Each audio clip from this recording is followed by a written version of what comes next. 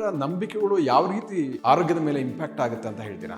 ನೀನು ಸಕಾರಾತ್ಮಕವಾಗಿ ಯೋಚನೆ ಮಾಡಿದ್ರೆ ನಿನಗೆ ಸಕಾರಾತ್ಮಕವಾಗಿ ನಿನ್ನ ಆರೋಗ್ಯ ಚೆನ್ನಾಗಿ ಇಂಪ್ರೂವ್ ಆಗ್ತಾ ಬರುತ್ತೆ. ನೀನು ಇದರಿಂದ ನನಗೆ ತೊಂದರೆ ಆಗ್ತಾ ಇದೆ ಅಂತ ಯೋಚನೆ ಮಾಡ್ತಾ ಬಂದ್ರೆ,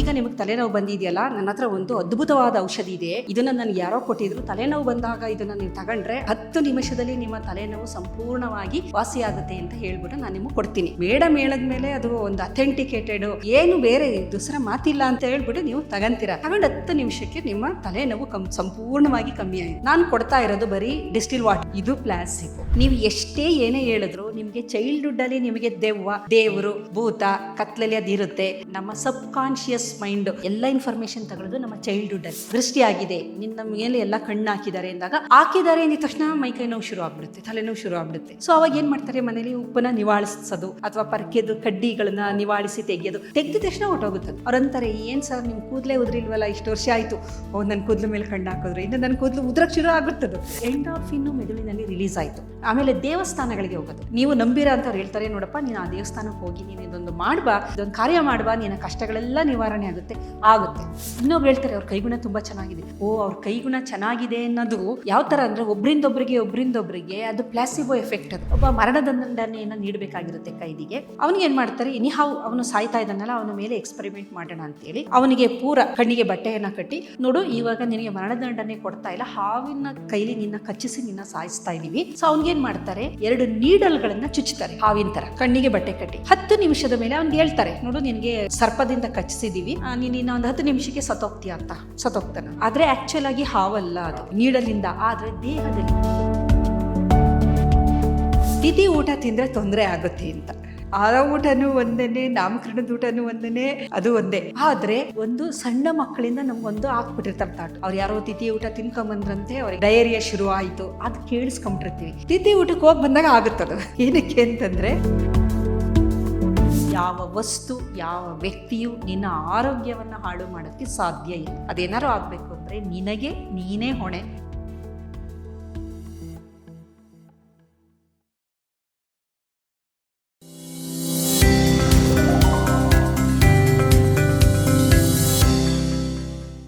ನಮಸ್ಕಾರ ವೀಕ್ಷಕರೇ, ನೀವು ನೋಡ್ತಾ ಇದ್ದೀರಾ ವಿಶ್ವವಾಣಿ ಹೆಲ್ತ್. ನಾಮ್ ಕೇಶವ್ ಪ್ರಸಾದ್. ವೀಕ್ಷಕರೇ, ನೀವೆಲ್ಲ ಕೇಳೇ ಇರ್ತೀರಾ, ನಂಬಿಕೆ ಸಾಕಷ್ಟು ಇಂಪ್ಯಾಕ್ಟ್ ಬೀರುತ್ತೆ ನಮ್ಮ ಶರೀರದ ಆರೋಗ್ಯದ ಮೇಲೆ ಮತ್ತು ಮನಸ್ಸಿನ ಮೇಲೆ ಕೂಡ. ಸೊ ಮನಸ್ಸಿದ್ದಂತೆ ಮಾದೈವ ಅಂತ ನಾವು ಕೇಳಿದ್ದೀವಿ.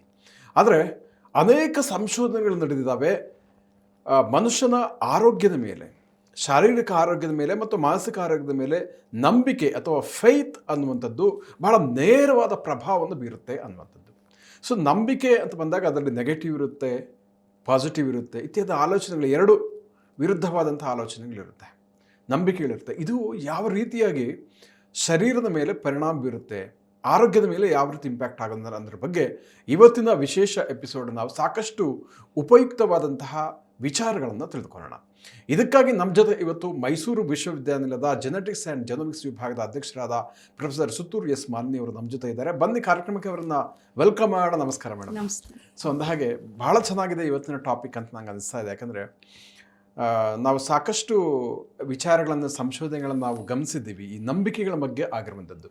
ಸೊ ನಿಮ್ಮ ಪ್ರಕಾರ ನಂಬಿಕೆಗಳು ಯಾವ ರೀತಿ ಆರೋಗ್ಯದ ಮೇಲೆ ಇಂಪ್ಯಾಕ್ಟ್ ಆಗುತ್ತೆ ಅಂತ ಹೇಳ್ತೀರಾ ಅಂತ?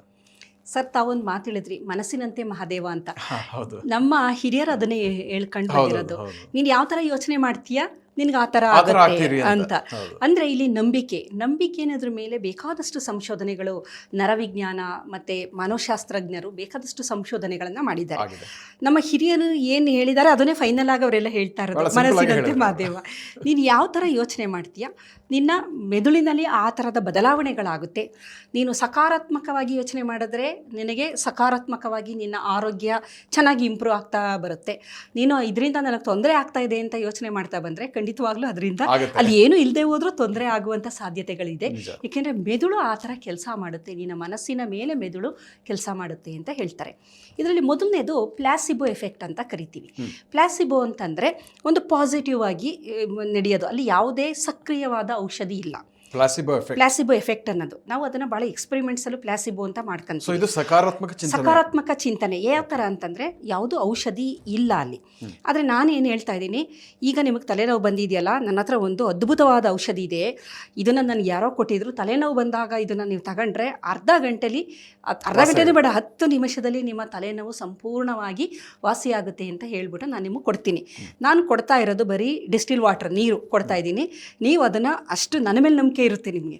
ಮೇಡಮ್ ಹೇಳಿದ್ಮೇಲೆ ಅದು ಒಂದು ಅಥೆಂಟಿಕೇಟೆಡ್, ಅವರು ಭಾಳ ರಿಸರ್ಚ್ ಮಾಡಿರೋದ್ರಿಂದ ಹಾಗೆ ಆಗುತ್ತೆ, ಅದರಲ್ಲಿ ಏನು ಬೇರೆ ದೂಸರ ಮಾತಿಲ್ಲ ಅಂತಿರಲ್ಲ, ಹಾಗೆ ಆಗಬೇಕು ಅಂತ ಹೇಳ್ಬಿಟ್ಟು ನೀವು ತಗೊಂಡು 10 ನಿಮಿಷಕ್ಕೆ ನಿಮ್ಮ ತಲೆನೋವು ಸಂಪೂರ್ಣವಾಗಿ ಕಮ್ಮಿ ಆಯಿತು. ಆಮೇಲೆ ನೀವು ಎಲ್ಲರಿಗೂ ಹೇಳ್ತೀರ, ನೋಡಿ ಮೇಡಮ್ ತುಂಬ ತಲೆನೋವ್ತಾಯಿತು ನನಗೆ, ಏನೋ ಒಂದು ಔಷಧಿ ಕೊಟ್ಟರು ತಲೆನೋವು, ಅವರೆಲ್ಲ ಬರ್ತಾರೆ. ನೀವು ಹೇಳಿದ ಮೇಲೆ ನಿಮ್ಮ ಸಹೋದ್ಯೋಗಿಗಳು ನಿಮ್ಮ ಮೇಲೆ ನಂಬಿಕೆ, ಅವರಿಗೆ ಇದು ನಂಬಿಕೆ. ಈಗ ನೀವು ನನ್ನ ನಂಬ್ತಾ ಇದ್ದೀರಾ, ನಿಮ್ಮ ಸಹೋದ್ಯೋಗಿಗಳಿಗೆ ನಿಮ್ಮ ಮೇಲೆ ಕೇಶವ ಪ್ರಸಾದ್ ಅವ್ರು ಹೇಳೋದ ಮೇಲೆ ಖಂಡಿತವಾಗ್ಲೂ ಅದು ಸತ್ಯ ಅದು. ಸೊ ಅವರೆಲ್ಲ ಬಂದರು, ಎಲ್ಲರಿಗೂ ನಾನು ಡಿಸ್ಟಿಲ್ ವಾಟರ್ ಕೊಡ್ತಾ ಇದ್ದೀನಿ, ಎಲ್ಲರ ತಲೆನೋವು ವಾಸಿ ಆಗುತ್ತೆ. ಇದು ಪ್ಲಾಸಿಬೋ ಅಂತಂದರೆ ಸಕಾರಾತ್ಮಕವಾಗಿ ನಾವು ಯೋಚನೆ ಮಾಡಿದಾಗ ನಮ್ಮಲ್ಲಿ, ನಮ್ಮ ಮೆದುಳಿನಲ್ಲಿ ಎಂಡಾರ್ಫಿನ್ ಅಂತ ಒಂದು ಹಾರ್ಮೋನು ಬಿಡುಗಡೆಯಾಗುತ್ತೆ, ಪೇಯ್ನ್ ಕಿಲ್ಲರ್ ಹಾರ್ಮೋನು. ಅದ್ರ ಜೊತೆಗೆ ದೃಷ್ಟಿ ತೆಗೆಯೋದು ಅಂತ ಮಾಡ್ತಿದ್ದು. ದೃಷ್ಟಿ ತೆಗೆದಾಗ ಈಗ ತುಂಬ ಚೆನ್ನಾಗಿ ಪ್ರೋಗ್ರಾಮ್ ಆಯಿತು, ಎಲ್ಲ ನನ್ನೇ ನೋಡ್ತಿದ್ದಾರೆ ಅಂದಾಗ ಒಂದು ಥಾಟ್ ಇದೆಯಲ್ಲ, ಹಿಂಗೆ ಅಂದರೆ ಚೈಲ್ಡ್ಹುಡ್ ಬಿಲೀಫು.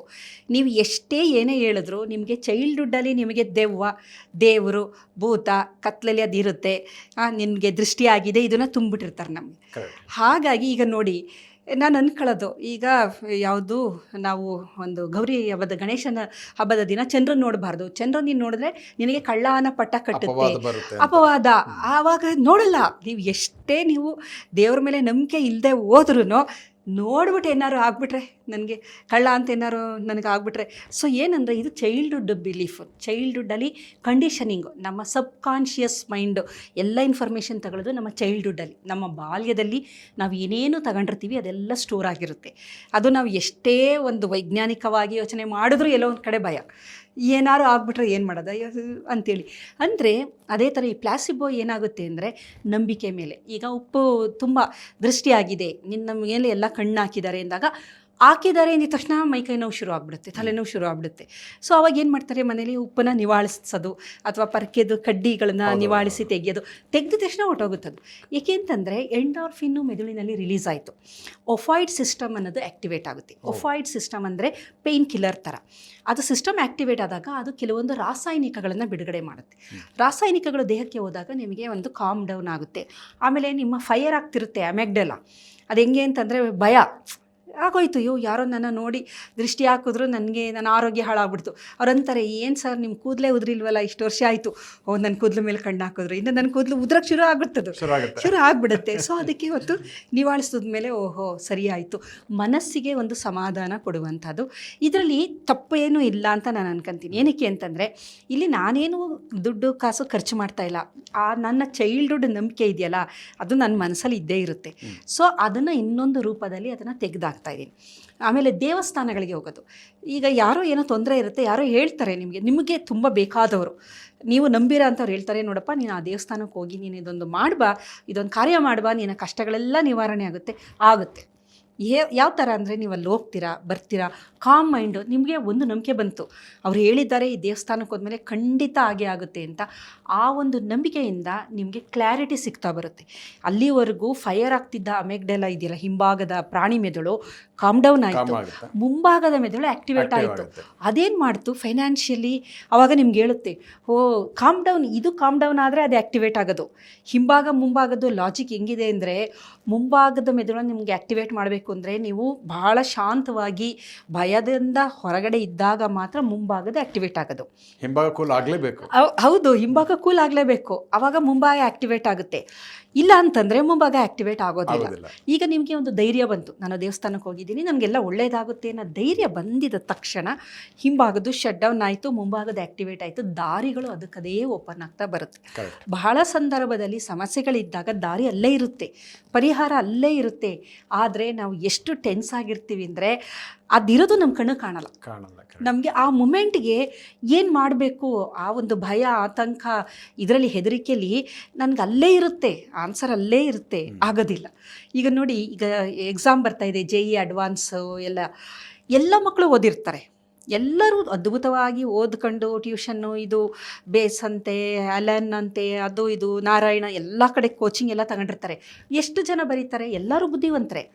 ಆ ಸಂದರ್ಭದಲ್ಲಿ ಹೆದರಿಕೆ ಮಾಡ್ಕೊಳ್ಳದೆ ಭಾಳ ಕಾಮ್ ಮೈಂಡಿಂದ ಯಾವ ಮಗು ಆನ್ಸರ್ ಮಾಡುತ್ತೆ ಅದು ಮಾತ್ರ ಸಕ್ಸಸ್ ಆಗುತ್ತೆ. ಸೊ ಹಾಗಾಗಿ ಈ ಪ್ಲಾಸಿಬೋ ಎಫೆಕ್ಟ್ ಅಂದರೆ, ಕೆಲವರು ವೈದ್ಯರ ಮೇಲೆ ನಂಬಿಕೆ ಇರುತ್ತೆ. ಅವರು ಹೋದಾಗ ಸಕ್ಕರೆ ಗುಳಿಗೆಗಳನ್ನು ಕೊಡ್ಬೋದು, ಮಾತ್ರೆ ಅಲ್ಲ, ವರ್ಕ್ ಆಗುತ್ತೆ ಅದು.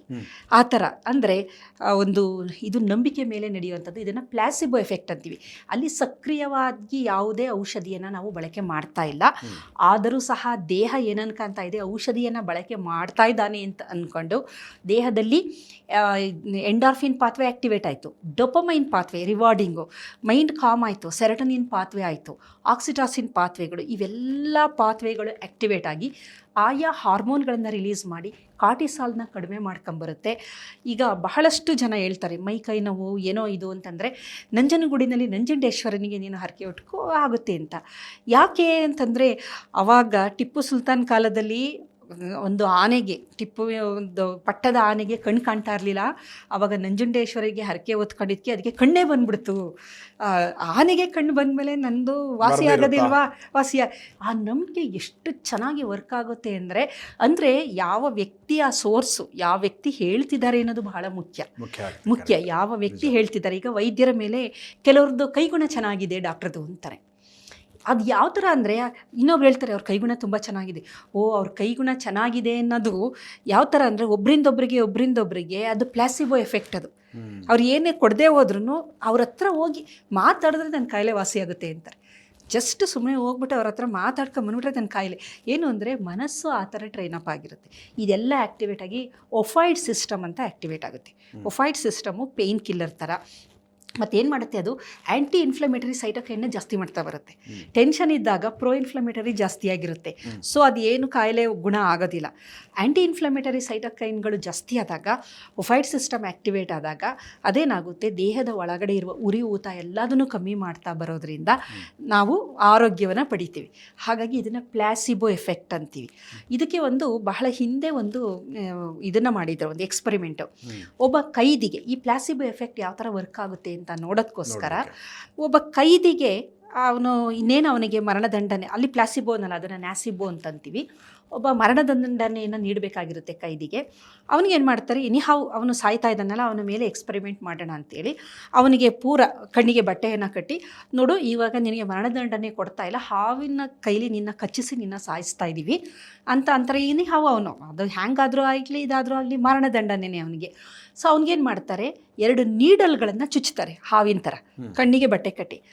10 ನಿಮಿಷದ ಮೇಲೆ ಅವ್ನಿಗೆ ಹೇಳ್ತಾರೆ, ನೋಡು ನಿನಗೆ ಇದು ಸರ್ಪದಿಂದ ಕಚ್ಚಿಸಿದ್ದೀವಿ, ನೀನು ಇನ್ನೊಂದು 10 ನಿಮಿಷಕ್ಕೆ ಸತ್ತೋಗ್ತಾನೆ ಅವನು.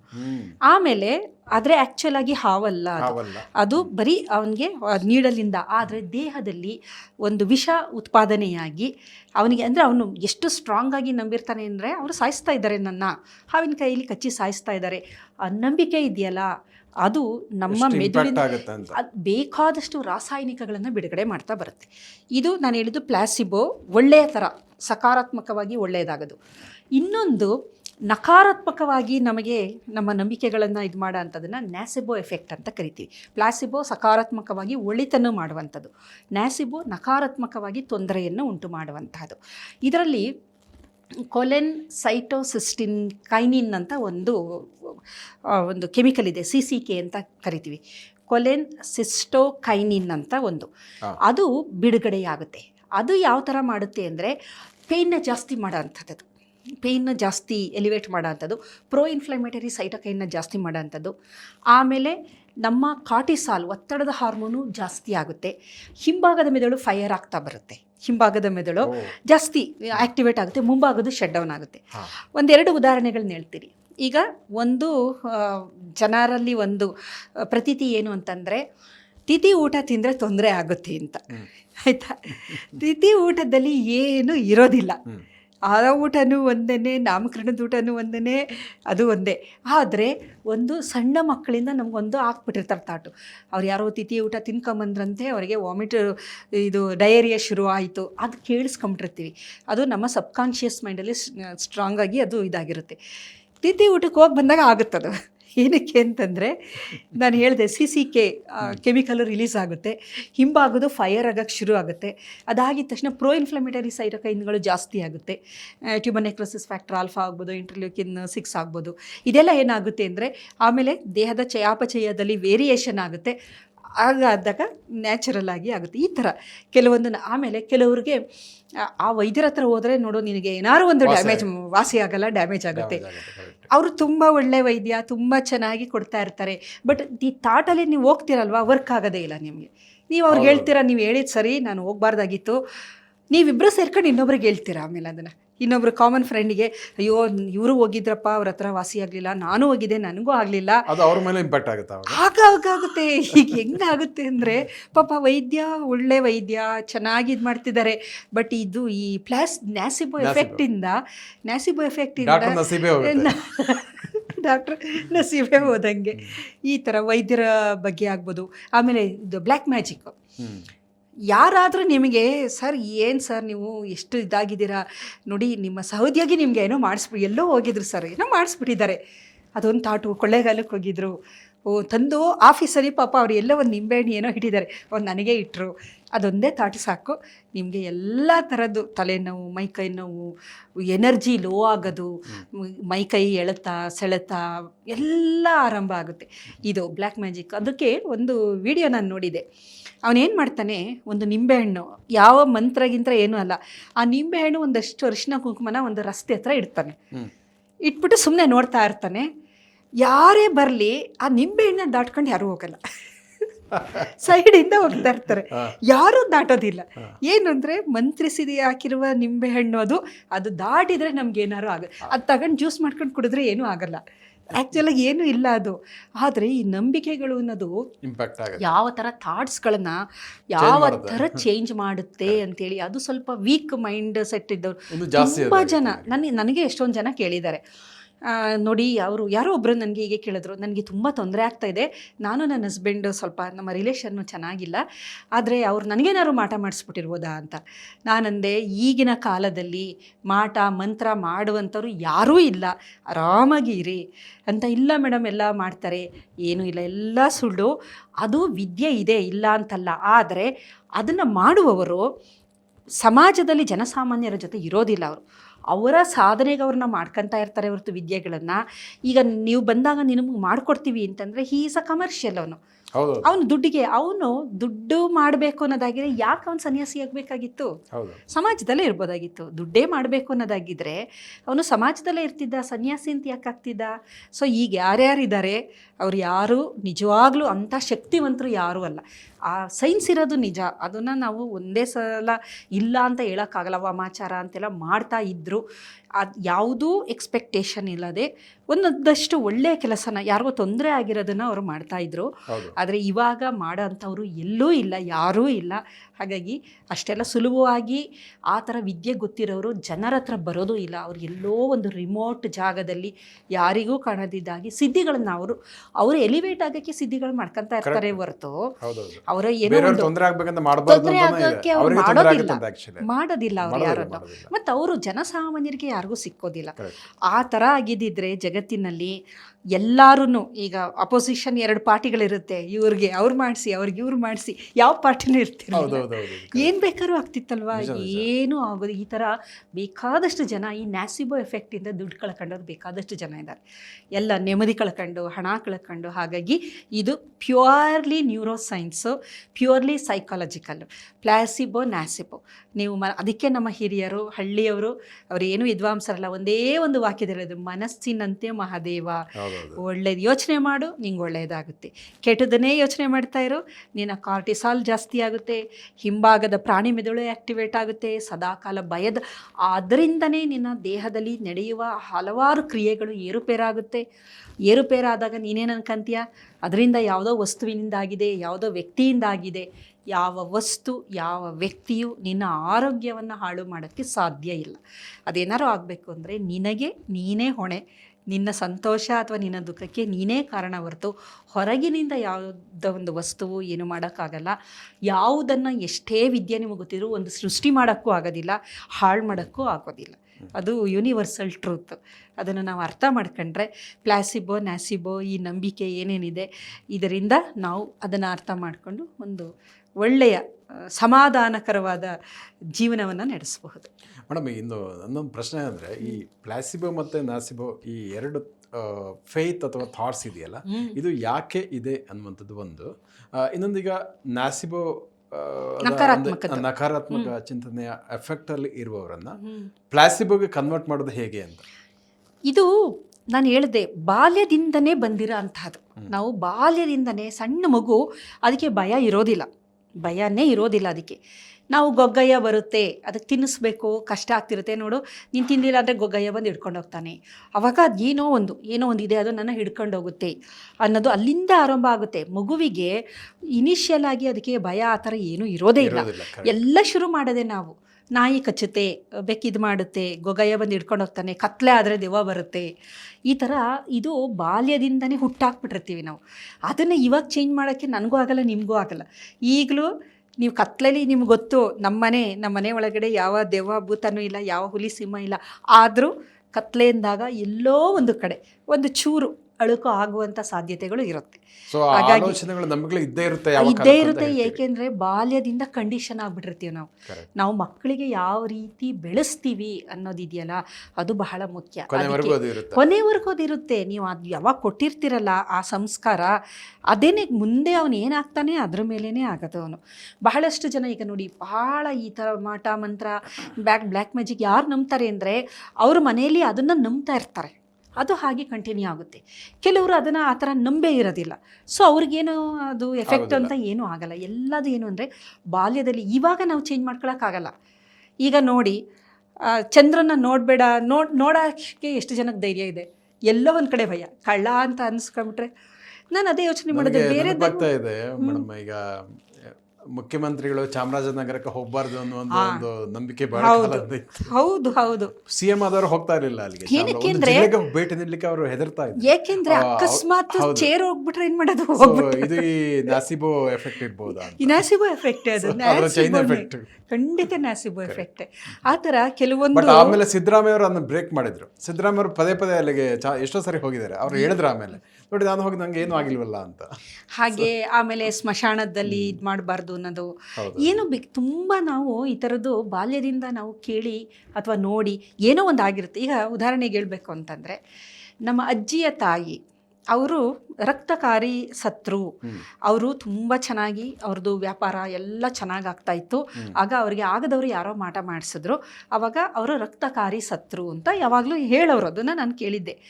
ನಾವು ಅದನ್ನು ಅಷ್ಟೊಂದು ತಲೆ ಮೇಲೆ ಹಾಕೊಂಡಿರಲಿಲ್ಲ. ಆಮೇಲೆ ನನಗೆ ಗೊತ್ತಾಯಿತು ಅದು ಕ್ಯಾನ್ಸರಿಂದ ಸತ್ತಿರೋದು. ಏಕೆಂದರೆ ಆ ಫ್ಯಾಮಿಲಿ ಪೂರ್ತ ಅಜ್ಜಿಯ ನೆಕ್ಸ್ಟು ಅವರ ಮಕ್ಕಳಲ್ಲಿ ಸುಮಾರು ಜನ ಕ್ಯಾನ್ಸರ್ ಡೆತ್ ಆಯಿತು. ಅವರ ಮಕ್ಕಳಿಗೆ ಕ್ಯಾನ್ಸರ್ ಆಯಿತು. ಆವಾಗ ನನಗೆ ಅರ್ಥ ಆಯಿತು, ಓಹೋ ಇದು ಮಾಟ ಮಾಡಿದ್ದಲ್ಲ, ಲ್ಯುಕಿಮಿಯಾ, ಬ್ಲಡ್ ಕ್ಯಾನ್ಸರ್. ಈ ರೀತಿ ಏನೋ ಒಂದು ಆಗಿರುತ್ತೆ, ಕಾರಣಗಳು ಗೊತ್ತಿರಲ್ಲ. ಓ ಅವ್ರು ಏನೋ ಮಾಡಿಸಿದ್ದಾರೆ ಅದಕ್ಕೆ ಹಂಗಾಯಿತು, ಇವರೇನೋ ಮಾಡಿಸಿದ್ದಾರೆ ಅದಕ್ಕೆ ಹಂಗಾಯಿತು. ಇದೆಲ್ಲ ಆರೋಗ್ಯದ ಸಮಸ್ಯೆ. ಆರೋಗ್ಯದ ಸಮಸ್ಯೆ ಯಾವ ಥರ ಆಗುತ್ತೆ ಅಂದರೆ ಮನೋದೈಹಿಕ ಕಾಯಿಲೆಗಳು. ಮನಸ್ಸಿಗೆ ನಾವು ಏನೋ ಒಂದು ತಂದ್ಕೊಂಡು ಮನಸ್ಸಿನಿಂದ ಉದ್ಭವವಾಗುವ ಕಾಯಿಲೆಗಳು ಇವು ಅಂತ ನಾವು ಹೇಳ್ಬಹುದು. ಭಾಳ ಚೆನ್ನಾಗಿ ಹೇಳಿದ್ರು ಮೇಡಮ್. ಈ ಪ್ಲಾಸಿಬೋ ಮತ್ತು ನಾಸಿಬೋ ಇಂಪ್ಯಾಕ್ಟ್ ಯಾವ ರೀತಿ ಆಗುತ್ತೆ ಮತ್ತು ಸಕಾರಾತ್ಮಕ ನಕಾರಾತ್ಮಕ ನಂಬಿಕೆಗಳು ಯಾವ ರೀತಿ ಇಂಪ್ಯಾಕ್ಟ್ ಆಗುತ್ತೆ ಮತ್ತು ಬಾಲ್ಯದಿಂದಲೇ ಅದು ಬಂದಿರುತ್ತೆ. ಸೊ ಹಾಗಾಗಿ ಅದರ ಇಂಪ್ಯಾಕ್ಟ್ ಆಗುವಂಥದ್ದು ಅದ್ರ ಬಗ್ಗೆ ಸಾಕಷ್ಟು ಉಪಯುಕ್ತವಾದ ಮಾಹಿತಿಯನ್ನು ಮತ್ತು ಒಳನೋಟಗಳನ್ನು ತಿಳಿಸಿಟ್ಟಿದ್ದಾರೆ. ಅದಕ್ಕಾಗಿ ಧನ್ಯವಾದಗಳು.